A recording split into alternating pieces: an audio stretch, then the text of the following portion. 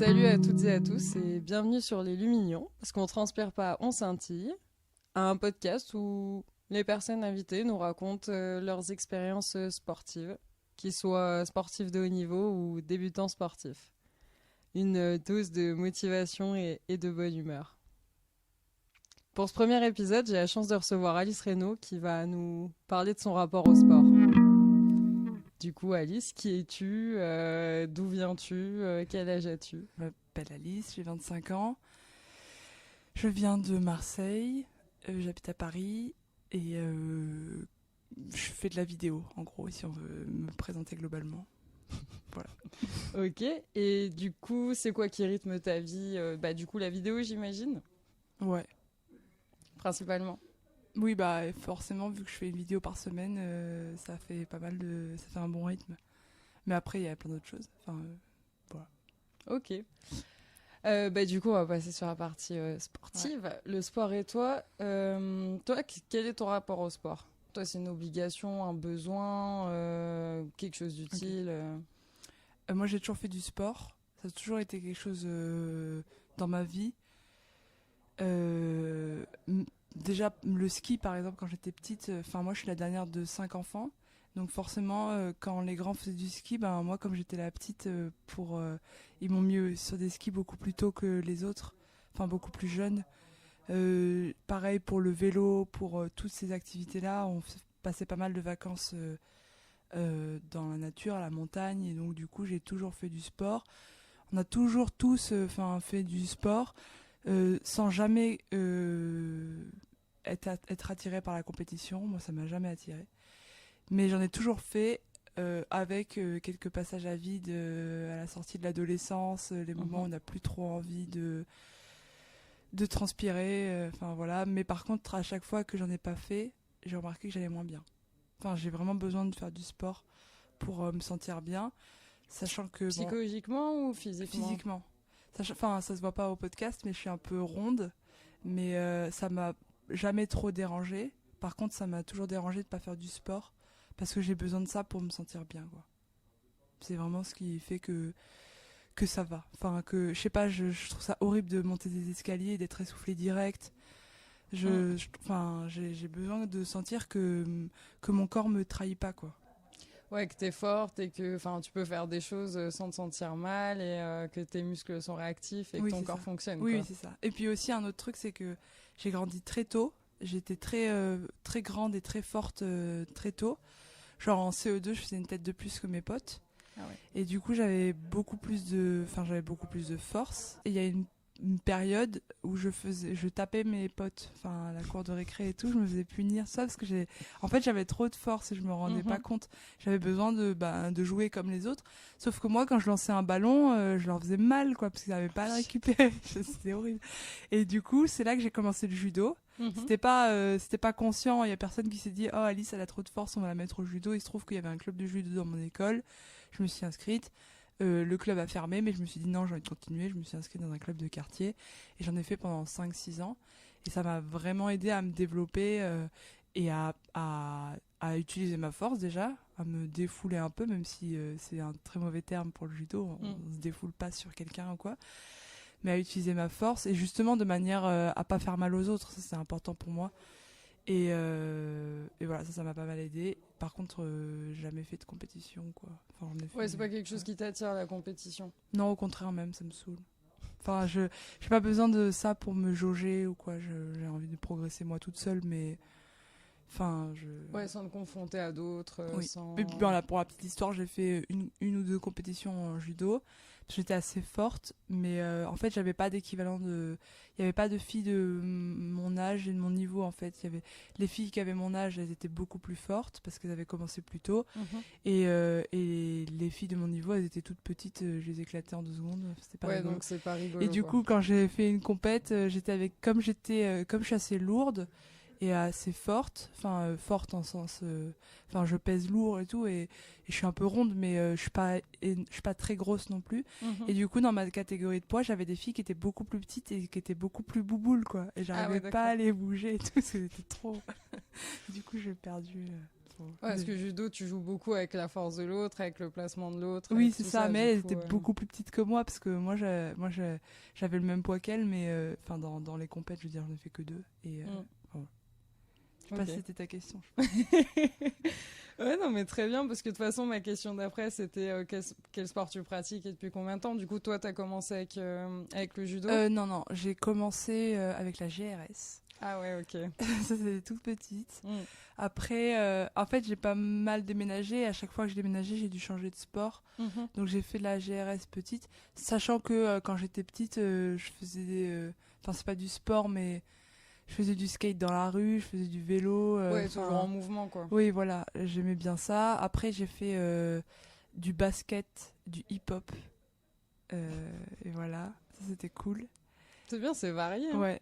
Et après, donc, j'ai fait du judo pendant un moment, j'ai fait du tennis aussi. Ah oui, avant, j'ai aussi fait du tennis plus tôt. J'étais une buse en tennis, c'était incroyable. Mais j'en faisais parce que mon frère et ma soeur en faisaient, que voilà. Et après, j'ai refait du tennis quand j'ai un peu arrêté le judo. Enfin, en parallèle du judo, j'ai arrêté le judo, j'ai fait du tennis. Après, j'ai fait du volley. C'était trop cool. Ouais. Mais c'était en Allemagne et je comprenais pas les consignes parce que entre pousser et tirer et tout, j'avais un peu du mal. J'ai fait du badminton aussi. Ça, c'est très cool. J'ai jamais fait de vrais cours, mais en jouant avec mes potes quand j'étais à la fac ou en prépa. Et ça défoule de ouf. C'est trop cool. Ouais, badminton, c'est sympa. Ouais. Et là, j'ai commencé à avoir mal au genou. Ah oui, j'ai pas mal couru aussi. Quand j'étais au lycée, j'allais courir, ça me défoulait aussi pas mal. Puis c'est bien pour la respiration, je trouve. Ça aide à vider la tête complètement. Et là, aujourd'hui, j'ai voulu me remettre au judo l'année dernière, mais j'ai pas réussi parce que j'arrive pas à avoir un truc régulier en fait. Ouais. Il y avait toujours un truc qui faisait que je pouvais pas y aller parce qu'il y avait un truc important. Et voilà. Alors du coup, je cours là maintenant. Je me suis remise à la course. Et c'est cool parce que je peux courir quand je veux. Ouais, c'est ça, au niveau de la pratique, c'est quand même vachement plus libre. Oui, et puis j'aime bien l'idée de... Tu mets tes baskets et tu cours, quoi. Et t'as pas de... Tout est un terrain de jeu. Bon, après, en ville, il faut faire attention à pas être trop dans la pollution. Enfin, j'essaie d'aller dans des parcs quand même. Mais tout est un terrain de jeu et il suffit de baskets. Alors, j'ai acheté quand même des bonnes baskets. Ouais, c'est mieux. Parce que, oui, attention aux pieds, au dos, aux genoux. Ouais, grave. Et surtout avec mon poids. Là, je sais que j'ai quand même 10-15 kilos en trop, donc... je veux pas m'abîmer non plus, enfin tu vois, c'est important. Et voilà, donc j'ai acheté des bonnes chaussures, mais une fois que t'as ça, c'est bon quoi. C'est le principal, les chaussures c'est hyper important, on n'y pense pas assez, mais c'est vrai que dans le sport les chaussures c'est vraiment ce qu'il y a de plus important. Mais le mec qui m'a vendu les chaussures, c'est un pro, c'est un truc de fou quoi. Le gars, j'ai passé 1 heure dans son magasin, il a regardé comment je mettais mon pied, il a regardé mes anciennes chaussures, il a vu tout, comment je mettais mon pied pour corriger les petites imperfections, parce qu'on en a tous, on met jamais notre pied parfaitement, donc il y a un pied pour chaque chaussure. Enfin, j'avais l'impression d'acheter une baguette magique, que j'étais Harry Potter quoi. C'est un truc de ouf. Mais ouais, t'es dans un magasin spécialisé running. Oui. Alors ça c'est vraiment bien, c'est hyper bien, ouais. Puis le gars est un passionné, à la fin il m'a offert un bouquin de préparation à une course. Bon, c'était à Marseille et j'y habite pas. Mais il m'avait proposé de faire des entraînements avec lui parce qu'il a un petit groupe qui l'entraîne, mais bénévolement. Enfin, le mec est juste passionné et c'est trop intéressant. Parce que on pense que courir, il suffit de mettre un pied devant l'autre et voilà, mais en fait c'est hyper technique. Enfin, ça peut le devenir quoi. Complètement, surtout si t'es dans une pratique un peu plus régulière et tout ça, c'est hyper important les chaussures. Ah ouais, c'est cool ça d'avoir un bon vendeur qui t'explique bien les choses. Ouais. Bah, si certains écoutent et qui sont à Marseille, c'est le Marathonien à Marseille, dans le 6e arrondissement. Voilà, à bon entendeur. C'est ça. Où il est des professionnels. Sur Lyon aussi, il y a... mince, j'ai perdu le nom. Un super magasin qui vend des chaussures de running aussi, et les vendeurs sont exceptionnels au niveau du conseil. J'ai perdu le nom. J'ai complètement perdu le nom. Au pire, je leur donnerai un autre moment. Mais voilà. Tu mettras en description. Ouais, voilà, je mettrai dans la description. Quelle implication, alors ma question est peut-être un peu bizarre, mais du coup, quelle implication il a le sport dans ton quotidien? Est-ce qu'il rythme ton quotidien? Est-ce qu'il s'adapte à ton quotidien? Est-ce que tu façonnes ton quotidien autour du sport? Comment est-ce que tu le tu l'impliques Alors en ce moment c'est particulier parce que je suis à fond et tout et que je prépare le Marseille-Cassis qui a lieu dans 2 mois, qui est grosse course. Une course de 20 km avec 10 km de montée et 10 km de descente quasiment. Donc c'est costaud par rapport à ce que j'étais capable de faire il y a 2-3 mois. Et en plus je me suis fait une petite entorse à la cheville. Ce qui fait que je fais tout pour bien faire, mais je suis pas sûre d'y arriver. Donc en ce moment, je fais une demi-heure de corde à sauter tous les matins. À part, je me laisse une journée par semaine de repos complet. Je me déplace pas en vélo parce que j'ai la flemme. Et que j'ai encore mon pass de transport en commun qui expire dans 2 semaines, donc j'en profite. Et sinon, je me suis remise à la course une seule fois depuis mon entorse, et je vais essayer de reprendre 2-3 fois par semaine la course. Donc j'essaye de faire du sport une fois par jour, 6 jours sur 7. Donc oui, ça rythme mon quotidien. En ce moment, c'est facile parce que je suis freelance, je travaille de chez moi, donc en fait je me réveille et je m'autorise à rien, à part boire un verre d'eau et faire pipi, et voilà, tant que j'ai pas fait mon sport. C'est-à-dire que je mange pas, je prends pas ma douche, je ne travaille pas, je fais rien, tant que j'ai pas fait mon sport. Et donc ça, c'est ma seule manière d'y arriver, parce que si je le fais dans la journée, il y a toujours un truc qui se dit, je le fais dans une demi-heure ou quoi, alors que le matin, quand je me lève, j'ai envie de me laver, j'ai envie de prendre un petit déj, j'ai envie de prendre un café, et donc voilà, du coup je fais mon sport. Et l'avantage de la corde à sauter, c'est que je le fais de chez moi, quoi. J'ai un petit jardin devant mon immeuble. Trop bien. Je vois les gens qui passent, ils me disent bonjour, et puis je fais ma corde à sauter, et c'est trop pratique, quoi. Et je transpire mon cou, et puis après je commence ma journée, et voilà. Ça n'a pas toujours été comme ça, et j'espère arriver à tenir l'hiver comme ça. Ouais. Parce que c'est toujours l'hiver que je me laisse un peu aller. Ouais, grosse baisse de motivation en hiver. Il fait trop nuit, il fait trop froid. Ouais, c'est ça. Mais après, ce qui est nouveau par rapport nouveau dans ma vie cette année, c'est que je travaille de chez moi. Avant, j'avais toujours autre chose. Et je trouve que quand tu dois être à 9h ou 8h quelque part, c'est beaucoup plus compliqué de faire ta demi-heure de corde à sauter. Faut que tu te dises, je vais mettre mon réveil une demi-heure plus tôt. Ouais, mais c'est chaud quand tu te lèves déjà tôt et que tu es en manque de sommeil et tout. Franchement, respect à ceux qui y arrivent. Une fois, j'ai vu des gens aller courir à 5h du mat et tout. C'est des oufs. C'est que ça leur fait ce qu'ils en ont besoin. Oui, quoi. Voilà, mais moi le sommeil est important aussi, et du coup pour l'instant c'est cool parce que j'ai ce rythme là. Donc du coup ça n'a pas toujours été aussi simple que ça. Voilà. Ok, et ouais, corde à sauter c'est très très bon pour le cardio, puis ça fait tout travailler. Exactement. Pareil, faire attention aux genoux quand même à force de sauter. Mais, en fait, c'est le kiné qui m'a dit de faire ça. C'est le kiné qui m'a dit de faire de la corde à sauter pour la cheville. Parce qu'en fait, c'est sûr qu'on saute, et donc dans l'imaginaire, on se dit qu'on appuie sur les articulations, ce qui est vrai, mais on saute pas haut, en fait. Et donc c'est hyper doux. Et oui, ça fait tout travailler, comme tu dis, ça fait le cardio, ça fait... et puis tout le corps après, les bras, les jambes, les abdos, le dos, tout. Après, moi, pour l'instant, c'est technique, j'ai eu du mal à y arriver, je me fouette et tout. Ouais, c'est le problème de la corde à sauter, c'est vraiment bien, mais alors au départ, ça fait mal. Ouais, c'est ça. Mais je me suis dit, il faut que je passe ce cap-là. Là, j'ai enfin réussi à faire... je sais pas, ça paraît rien, mais j'ai réussi à faire 30 secondes sans me taper, tu vois. Ou sans me prendre les pieds, et puis après je m'énerve, et c'est aussi un exercice de sang-froid. Complètement. Parce que et de détermination. Ouais, mais parfois je suis hyper déterminée, et en fait je force trop pour faire bien, et je fais pas bien.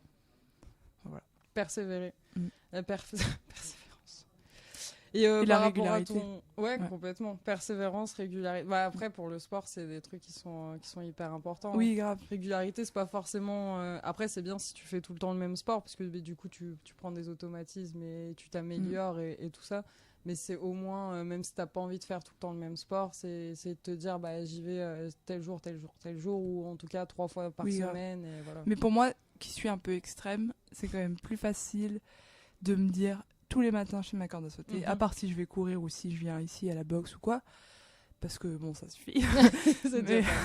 mais je me dis, c'est plus facile pour moi de me dire que j'ai pas le choix. Ok, je me laisse un jour de repos, je me dis que c'est le dimanche parce que voilà, mais en fait souvent il y a autre chose et ça sera pas forcément le dimanche, et c'est pas grave, mais c'est plus facile de me dire j'ai pas le choix, plutôt que de me dire je vais choisir tel jour ou quoi. Non, je le fais tous les jours. En plus, la corde à sauter, c'est hyper complet et tout, mais c'est pas non plus.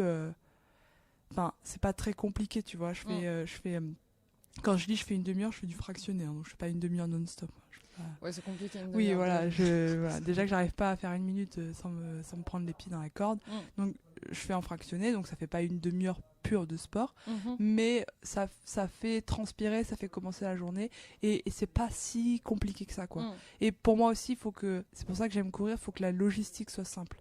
Si le club est au bout de la ville, s'il faut, je sais pas quoi, prendre des affaires et tout, ça me saoule. Il faut que ce soit simple, le sport. Enfin, vraiment, c'est. Ouais, complètement, il faut que ce soit accessible. C'est ça. Là, je me lève le matin, je mets ma tenue de sport, j'ai ma corde dans ma chambre, je vais dans le jardin, je fais mon truc et je rentre, je prends ma douche, c'est fini. Enfin, il y a pas de logistique, il y a pas. Ouais, sinon, ça va me freiner. Une heure de plus sur un trajet. Ouais, voilà, c'est ça.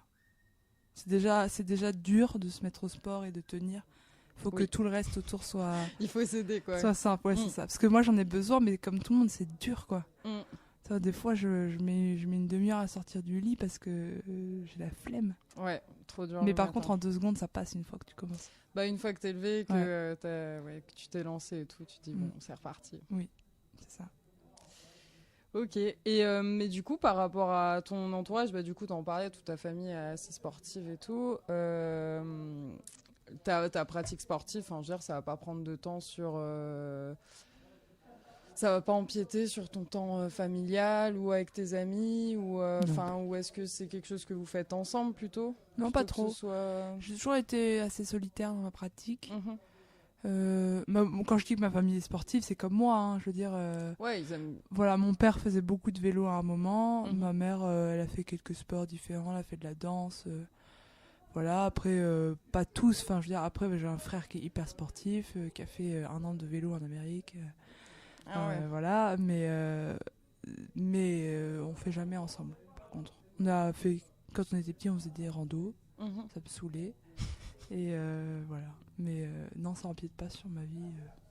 Ouais, c'est pas un truc que tu fais avec forcément ton entourage.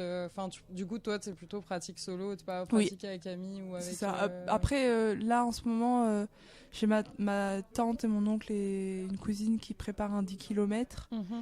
Et plus un autre cousin qui habite à Paris aussi, qui veut se mettre à courir. Alors, pour faire court, eux, ils habitent dans le sud de Paris. Moi, j'habite à l'est et mon cousin, il habite au nord. Enfin, on n'est pas c'est pas du tout évident. Et là, encore, ça me saoule un peu de me dire, faut prendre le métro et tout. Mais je me dis, ça peut être sympa de temps en temps. Un dimanche, on se retrouve dans un parc près de un de nous et on prend la douche là-bas. Après, on mange ensemble. Ça peut être sympa de temps en temps pour partager ce moment-là. Parce que moi, je me suis mise à courir en premier et après, il y a ma tante qui s'est motivée. Elle n'a jamais couru de sa vie. Elle a 50 ans, elle fait 8 km. Elle est trop fière et tout, c'est trop cool. Et du coup, j'ai envie de partager aussi cette joie-là avec elle et je trouve ça chouette. Donc, c'est quelque chose qu'on va faire là, avec mon cousin aussi. Et mon cousin, c'est cool parce que lui, il court un peu plus vite que moi. Et on s'est dit que ça pourrait peut-être me pousser à accélérer un peu. Ouais, c'est ça. Il court juste un peu plus vite. Donc, je pense que c'est gérable à suivre. Ah, complètement. Ouais, donc c'est cool. Trop bien. Ok, et du coup, toi, c'est quoi qui te permet de te motiver ? Parce que du coup, tu as ta petite routine, on va dire, du matin. Tu dis, bon, bah, je fais pas le reste tant que j'ai pas fait ma corde à sauter ou tout ça. Mais sinon, c'est quoi qui te motive ? Juste de penser au bien-être que ça va te procurer Ouais. C'est ça, il y a je me laisse pas le choix. Il y a le bien-être derrière. Par rapport à ma cheville, là, clairement, je me dis, bah, faut pas déconner. J'ai un petit truc qui est pas très grave, mais c'est le moment de renforcer et de faire les choses bien.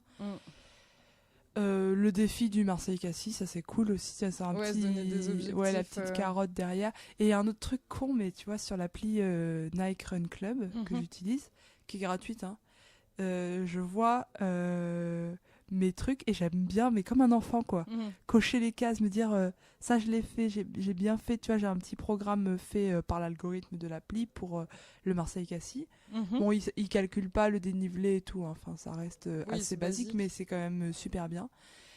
Bah, ils me disent qu'il faut que je fasse 2 ou 3 entraînements par semaine, donc j'ai mon planning. Et s'il y a une semaine où il y a une case qui s'est pas noircie, bah ça va me chiffonner un peu, quoi. Et parfois je la fais que pour noircir la case et voilà. Et liste d'objectifs. Ouais, c'est ça. Mais je pense à mon défi derrière aussi. Et je pense que là, mon plus gros défi après Marseille-Cassis, ça va être de tenir l'hiver, c'est-à-dire de continuer à courir l'hiver.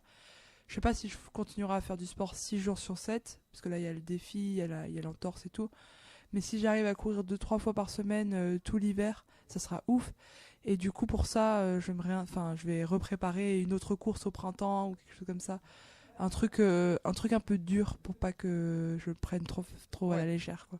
Parce que si c'est un 10 km, je suis capable de le faire en m'entraînant un mois, tu vois. Alors que, je sais pas, je dis marathon, peut-être que je devrais pas trop m'enflammer, mais j'aimerais trop faire un marathon. C'est un de mes...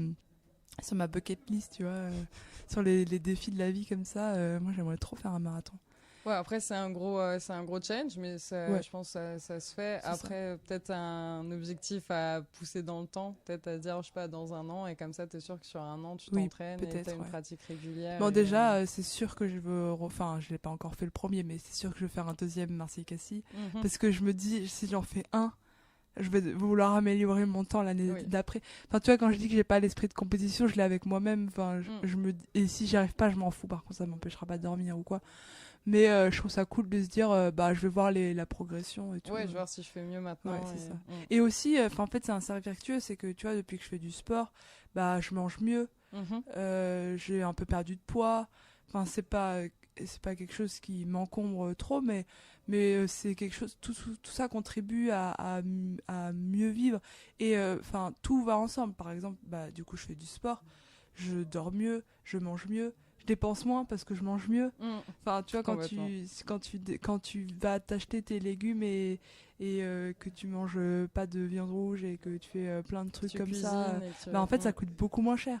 Quand tu vas courir le matin, après, je veux pas avoir une vie non plus monacale. J'aime bien boire un coup, mais je bois beaucoup moins d'alcool, tu vois, parce que je me dis ça sert à rien. Enfin, ça sert à rien de boire juste une bière, ça va rien m'apporter.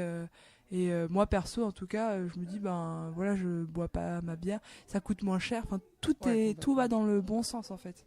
Et moi, c'est parti de ce défi-là du Marseille-Cassis. Ok. Ouais, tu fixer un objectif et depuis c'est que du bonheur, quoi. Oui. Beaucoup de souffrance et beaucoup de bonheur. C'est ça. J'aurais aimé pas avoir ce truc à la cheville là. Ouais, après, ça m'a un peu forcé à me reposer aussi, mais ça permet de voir que ton corps a des limites aussi. Enfin, oui, voilà, et non, tu y réagis. Mais j'aurais aimé être prête à 100%. Et là, je sais que, enfin, clairement, tu vois, avant l'entorse, j'ai couru 13 km. Et là, l'autre jour, j'ai couru même pas 3 et j'étais fatiguée, quoi. Ah ouais. Enfin, forcément, j'ai perdu l'habitude de la course et je la retrouvais pas aussi bien que si je m'étais pas arrêtée, quoi. Ouais, complètement. Donc du coup, ça me Mais tu peux y revenir. Après, c'est vrai que du coup, avec le running, c'est un peu ça. C'est tu t'arrêtes un moment, après tu repars de zéro, quoi, presque. Ouais, j'espère pas, mais bon, c'est pas grave. Je suis pas du tout. Tant que je le finis, c'est cool. Ouais, et que ça me fait me remettre au sport. C'est le principal. Ok. Est-ce que t'as, je sais pas, un petit conseil pour ceux ou celles qui sont perdus ou qui cherchent à se motiver, quelque chose, un petit truc à rajouter. Bon, après, du coup, ce que je trouve qui est bien en t'interrogeant toi pour ce podcast, c'est que du coup, t'aimes quand même le sport sans pour autant être une sportive un peu de ouf, là, les crazy du sport et tout ça. Oui, t'es pas dans l'extrême non plus, mais du coup, tu permets de montrer que, voilà, en se fixant des objectifs, en essayant de caler ça, et puis juste en se motivant et en essayant de se discipliner un petit peu. Finalement, le sport, on en voit vraiment le côté positif plutôt que le côté négatif. Oui, clairement. Donc ça, c'est vraiment cool. Mais du coup, est-ce que pour une petite conclusion, t'as un truc à rajouter, un petit conseil, un petit truc pour ceux qui savent pas quoi faire, pas par où commencer, ou simplement je trouve que le défi de la course, ou quel que soit le truc, c'est un bon truc. Je le vois même avec ma tante qui s'est mise à courir, alors que on disait dans la famille la seule fois qu'elle a couru, c'est au feu rouge. C'était la blague de la famille, tu vois. Et là, elle court 8 km. Et je trouve ça ouf. Mm. Mais après, c'est pas forcément généralisable. Ça se trouve, il y a des gens qui vont pas marcher au défi. Oui. Et Ouais, puis il faut que chacun trouve son sport. Tu ouais, vois, par exemple, là, la course, ça lui a bien été, comme certains. Et puis, c'est pas parce que on n'arrive pas à courir, ne serait-ce que 4 km, que le sport, c'est naze. Et C'est en clair. fait, j'y arriverai jamais. Ouais, ouais. Faut juste trouver son sport, des fois, sa discipline. C'est clair. Ou les gens avec qui pratiquer.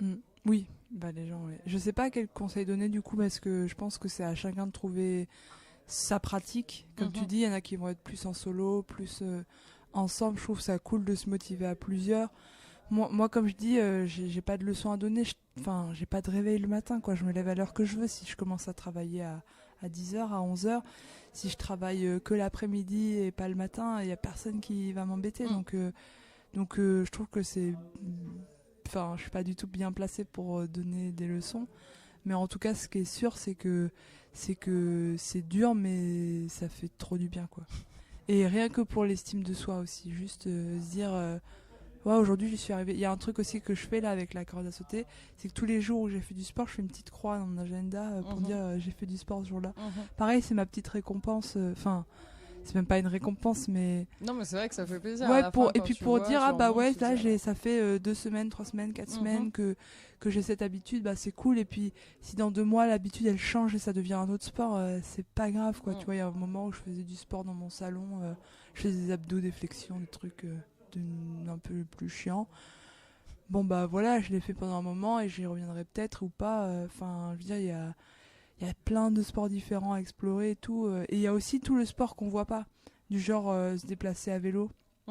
Ça c'est simple parce que c'est utile, disons, tu vois. C'est ça, c'est que tu peux l'ajouter à ton quotidien. Enfin, ça facilite ton quotidien. Exactement. Et en même temps, tu as fait ta petite séance de sport. Oui, c'est donc ça. C'est assez cool. Ouais. Moi, je me déplace un peu en skate parfois. Le skate, c'est cardio aussi de ouf. Donc ça c'est cool parce que c'est du plaisir. Ça fait les fessiers. Ça fait les fessiers. Ah ouais, voilà. Super.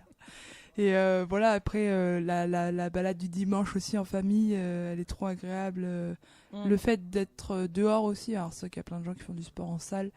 Moi je trouve que l'intérêt du sport aussi c'est de voir le ciel. De l'extérieur, ouais, complètement. Ils sont tout le temps intérieur. C'est ça, moi je suis tout le temps intérieur, donc j'aime bien sortir un peu. Voilà, même s'il pleut. Ok.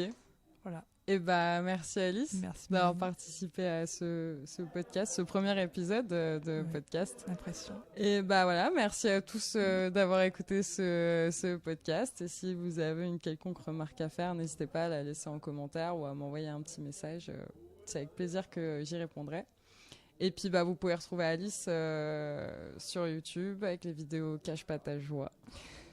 Voilà, si vous voulez aller voir ce qu'elle fait, de toute façon ce sera tout en lien dans la description. Merci.